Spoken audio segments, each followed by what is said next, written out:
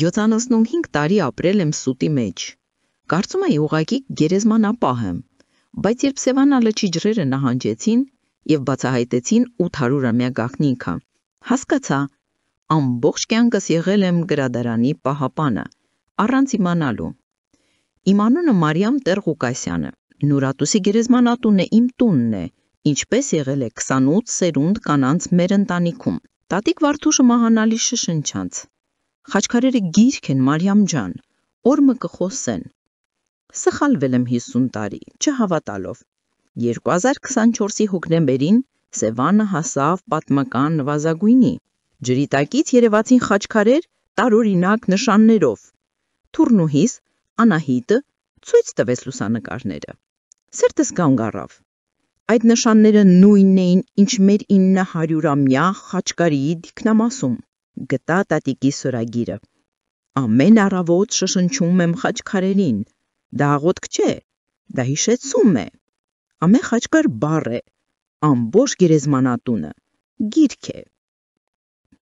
Պրոֆեսոր Սարգիս Մելքոնյանի հետ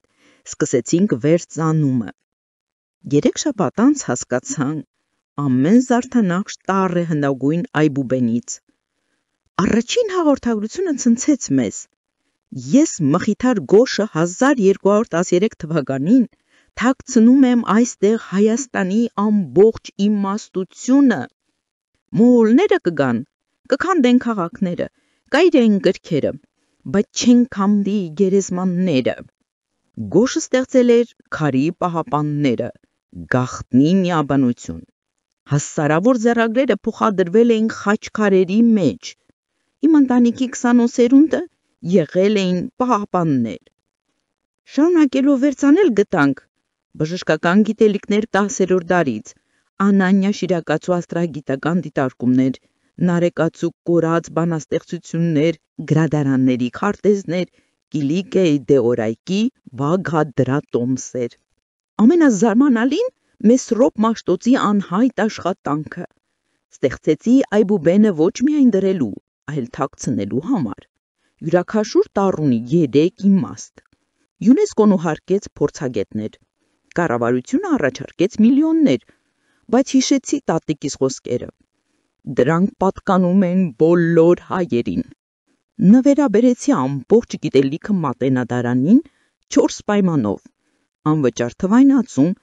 Նուրատուսի պահպանություն, Վարդուշի հիմնադրամ երիտասարդների համար եւ մեր ընտանիքը կշարունակի լինել պահապան։ Դեկտեմբերին հայտարարվեց առաջին հայտնագործությունը 12-րդ դարի բժշկական տրակտատ քաղցկեղի բուժման մասին։ Նկարագրված մեթոդները նման էին ժամանակակից իմյունոթերապիային։ Գիտական աշխարհը ցնցվեց։ Անահիտը ասաց. «Տատ, այս գիտելիքը փրկվեց, որովհետև թաքցվել էր տեսանելի տեղում»։ Պատասխանեցին. լավագույն թաքույց է բաց դաշտը։ Ճշմարտությունը կանգնած է արևի տակ։ 2025-ի գարնանը վերծանեցին 300 խաչքարեր։ Գտանք Դավիթ անհախտի փիլիսոփական երգեր, Անի 1001 եկեղեցիների նկարագրություններ, առևտրական ուղիներ, քարտեզներ, երաժշտական նոտաներ, պողպակի բանաձև վեր։ Մի խաչքարի վրա 16-րդ դարից. Ես Հովանես Կահանան, վերջինն եմ, ով գիտի ծածկագիրը, եթե կարդում ես սա, դու ես Հայաստանի հույսը։ Պրոֆեսորը հաշվարկեց 900 խաչքարերը պարունակում են 50 հաստար էջ տեքստի համաշեք։ Տարիստ գույն Սիրիայից եկամ Նորատուս եւ լաց էր լինում։ Իմ տատիկը Մուսյա լեռից էր, պատմում էր երկխաչքարերի մասին, որոնք գաղտնիքներ են պահում։ Մտածում էի հեքիաթ է։ Հիմա տեսնում եմ ճշմարտություն էր։ Այդ պահին հասկացա Մխիթար Գոժի իմաստությունը։ Նա պահպանում էր հույս, որ հայերը կվերադառնան եւ կգտնեն իրենց պատմությունը քարե գրքի մեջ։ Այսօր Նորատուսը դարձել է ուխտավատեղի։ Երիտասարդ տղա Լոս Անջելեսից կանած էր խաչքարի մոտ լալով։ Առաջին անգամ զգում եմ, թե ով եմ։ Այս քարերը իմ պապերի պատմությունն են։ Վերջերս Անահիտ վճուց տվեց մի խաչքար։ Կգա օր, երբ քարե գոկոխսեն, Հայաստանը կվերանացնվի ոչ զենքով, այլ իմաստությամբ։ Մխիթար Գոժը 800 տարի առաջ տեսել էր այս օրը։